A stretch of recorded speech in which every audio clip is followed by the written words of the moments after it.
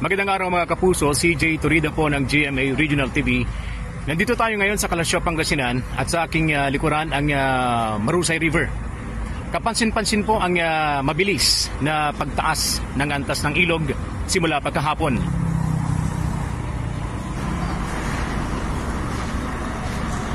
Sa pinakahuling monitoring ng MDRRMO, nasa 8 feet na ang antas ng Marusay River sa Kalasyaw, Pangasinan. Ibig sabihin, nasa critical level na ang ilog mga kapuso. Inalerto na ng MDRRMO ang mga barangay dahil sa patuloy na pagtaas ng tubig. Mahigpit ang monitoring ng MDRRMO sa 5 barangay sa bayan na madalas makapagtala ng major flooding. Kabilang na dyan ang Barangay Lasip, Mancop, Longos, pati ang barangay ng Lumbang at Talibao. Binabaha na ang ilang bahagi ng Barangay Lasip dahil sa nararanasang pag-uulan mga kapuso. At posible raw na tataas pa kung tuluyan ng umapaw ang Marusay River.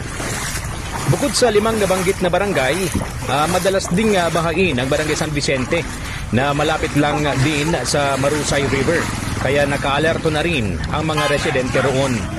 Pebrero ngayong taon nang ipatayo ang bahay na ito sa mismong gilid ng ilog. Dito nakatira ang mag-anak ng 25 anyos na si Ira na nakausap natin kanina.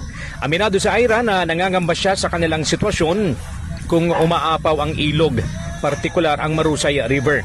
Kung minsan nga raw, hindi na nakatutulog si Ira, lalo na ngayon na nagbabanda na naman ang baha sa kanilang barangay.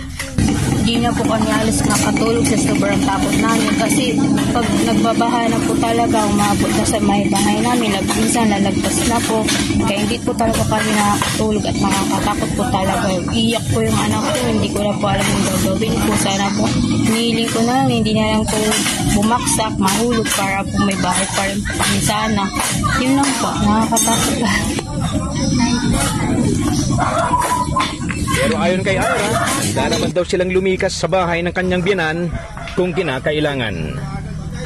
Mga kapuso, manatiling nakatutok sa iba't ibang GMA Integrated News Platforms para sa mga pinakahuling balita at impormasyon. Mula rito sa Kalasyaw, Pangasinan, ako po si CJ Torida ng GMA Regional TV at GMA Integrated News.